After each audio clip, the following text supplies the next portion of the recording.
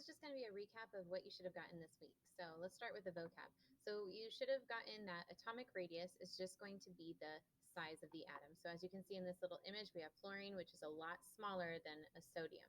So fluorine is over here on this side, sodium is over here. If you remember, we've told you that you can use the snowman analogy for your atomic radius. And basically what you're going to deal with the snowman is that he can either be upright or he can turn off to the right.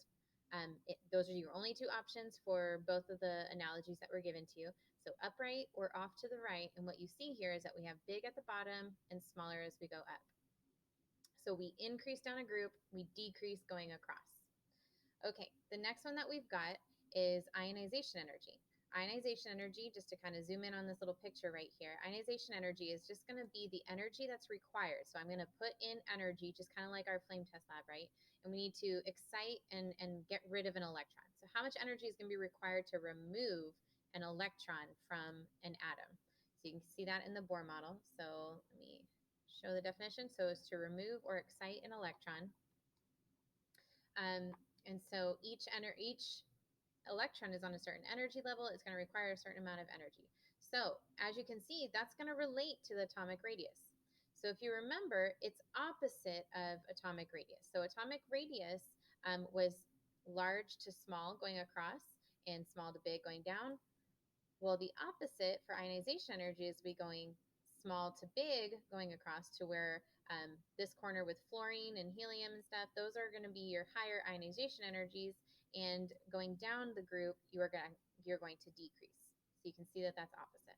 The last vocab word that we got was electronegativity. Electronegativity is the atom's ability to attract electrons. So you can see here in this image that I have water before all of our atoms combine in these covalent bonds, and then we have water after, so H2O. And so what we're seeing is that oxygen is attracting these electrons, and hydrogen is equally attracting, or I shouldn't say equally, but is equally attracting oxygen's outermost electron. Should be pointing to this first. Okay. So this is going to be the similar trend to what ionization energy was. So it is also the ice cream cone trend. So we could put the flat going across, meaning it goes from low to high, and then high to low going down a group. So let's look at these a little bit more in detail to make sure we got all the major details this week. So for atomic radius, again, we increase moving down a group. We are increasing going towards the left, so we decrease going towards the right. Okay, so remember, for atomic radius, we are using that snowman analogy. So not the snow or the ice cream cone analogy, but the snowman analogy.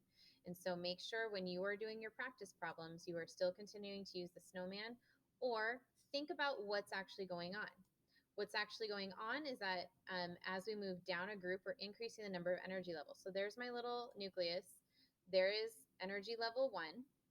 Here is energy level 2. So I'm on lithium, for example. So period 2. And then here is energy level 3. So I'm now on the third period.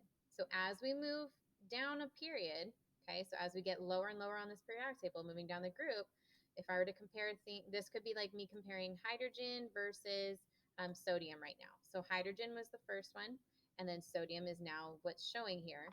And so you can see that we are increasing the size every time we're adding another layer. Okay, so we're adding more energy levels, we're adding another layer. So going from across, we're decreasing, or from right to left the period, we're going to focus in on period 2. So as you can see, I have 2 layers here. Okay, so we're going to compare something like lithium versus nitrogen. So let me move the blue ones out. There we go. So we're looking at lithium versus nitrogen. And so what you can see here is that lithium has an atomic number of 3. So we can say, okay, so that would be 3 protons in here that are hanging on to a little electron that is on the outside right here. Okay, so the protons are hanging on to that electron and they're holding them a certain amount. But what if I had 7 protons in the center? then we're actually attracting it a whole lot more, and therefore we're squeezing that little radius in just a hair to make that radius smaller. So these things are more attracted. Okay, so stronger magnet right here, pulling inwards, so it makes the radius smaller. So remember, radius, we are using the snowman analogy. So you want to use that whenever you're doing your practice, but don't forget that it has to do with layers going down and the number of protons pulling in the center going across. For first ionization energy, that remember that is the energy required to remove one electron, which is shown in that little image off to the left. And so as we move across from left to right, we are increasing. As we move up, we are increasing. Okay, so the top right corner is going to be the one with the highest. So this is all due to shielding effect as well as effective nuclear charge. So as you move down the group, just like I showed you just a second ago, you have the different number of layers. So the thing to remember is that these inside layers right here, they're going to be blocking the little electron that's sitting on the outside. Okay, so there is a connection right here. These things are communicating with each other. But if I have stuff in the way, it's going to kind of block that communication. And so as you add more and more layers, first of all, you get further away, so it's harder to communicate with an electron that is this far away. Okay, but you also have things that are inside that are blocking. The core electrons are blocking. Now, moving across, you still have that effective nuclear charge idea. So if you have the 3 versus the 7 protons in the center, once again, you're pulling in a whole lot tighter, and you are holding on a lot stronger. So if I'm holding on a lot stronger with my 7 protons in the center, then that means that it's going to be harder to take something away. And remember, ionization energy is how much energy, how much effort is needed to take an electron away from the outside. So remember that going across, you're going to be talking about the number of protons or nuclear charge, and going down, you're talking about layers or shielding effect.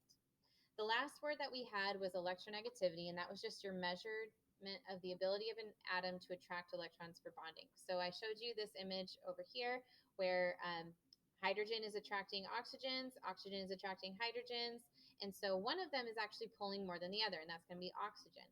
So what we're going to see is that as we move across closer to fluorine, you are going to be having a stronger attraction.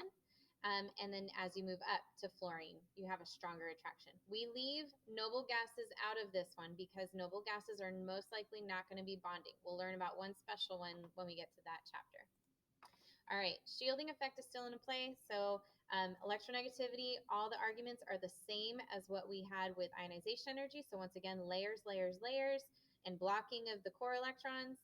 And then going across the group or across the period, you have the idea that more protons, more pull. So let's go over a couple examples before I let you go. So we have cesium.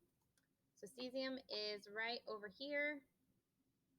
So right here, we have potassium. Right here, we have oxygen, and I have selenium.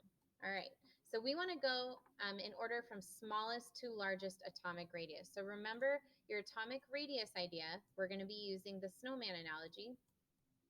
And so with the snowman, let's get him set up so we can look at it. So for radius, looking here, we're basically going to be comparing who is closer to the top first. So right here we have oxygen is closer to the top, and so oxygen is going to be first, okay? And then we're going to have the next one would be between potassium and selenium. So remember, as we move across, we get smaller. We want smallest to largest. So we're going to go selenium, which is, so remember how I kind of showed you selenium. So we're going to put that right there since they're across from each other, and potassium's here. So looking at your snowman, selenium is smaller, potassium is larger. So it should go selenium, and then it should go potassium. And finally, our last one is going to be the one with the most layers, and at the bottom of our snowman, which would be cesium. So make sure you are writing them in on your little snowman. That way you get that practice in. Okay, so next one we've got barium, iron, phosphorus, and Ti. So here is titanium. So here is titanium. Here is barium. Here is iron. Right here. And phosphorus right here. So out of these, we want to go from smallest to largest again. Okay, so remember, as we move down, the top, things that are more towards the top are going to be the smallest. So looking here, I have phosphorus being the smallest. Okay, and then next we would go across from each other. So we're going to look at this snowman up here. Since these guys are in the same row, we have titanium and we have iron. So out of those two, iron is going to be smaller, and then titanium. So let's check to make sure that our answers are right. So we have iron and then titanium, good. And then we're going to end with barium, which is at the lowest point of our snowman. Okay, so remember, do your up downs first and then use your across if they're ever in the same period. Okay, all right. The next ones are about ionization energy. So remember, for ionization energy, we're not using the snowman anymore. We're going to be using the snow cone or the ice cream cone analogy. So we're going to be using this idea, okay? So we have, let me delete what I did real quick. Cool. Okay, so here we have argon, rubidium, and tin. So argon is going to be over here. We have rubidium over here. We have tin down here, right here. And then we have xenon down here. All right, so we want smallest to largest ionization energy. So we want the tippity bottom of the ice cream cone down here. So who is at the tippity bottom? It is these three. So we have rubidium, tin, and xenon. So putting those in order from smallest to largest, we're going to start at this end. So we have rubidium right here. We have tin in the middle, and we have xenon at the end. So that is the exact order that these are going to go in. So it should go rubidium, then it should go, ooh, these are the wrong answers. All right, so we should have rubidium, then it should go tin, then it should go xenon, and then we're going to finish with the one that has less layers, so up towards the top of the ice cream cone. So between xenon and argon, argon is the larger ionization energy. So argon, good, cool. So the last one that we'll finish with, and then you guys will do your exit ticket for today, is going to be your carbon. Then we have fluorine, we have magnesium, and I have strontium down here. All right, so once again, we're going to start at the tippity bottom of our ice cream cone, okay? And then we're going to see who's in the same rows. So we're going to start with strontium. Strontium is down at the bottom. Because between strontium and magnesium, you could also write them in on your ice cream cone. You could have strontium versus magnesium, which I think was one of your questions yesterday. So you had strontium versus magnesium. So out of those two, strontium is lower, magnesium is next. Then we have, looking across the periodic table, we're now on the next energy level. So we're up here, and it's between carbon versus fluorine. So you would write in carbon versus fluorine. And so we would say carbon is smaller than fluorine, and that would be our answer.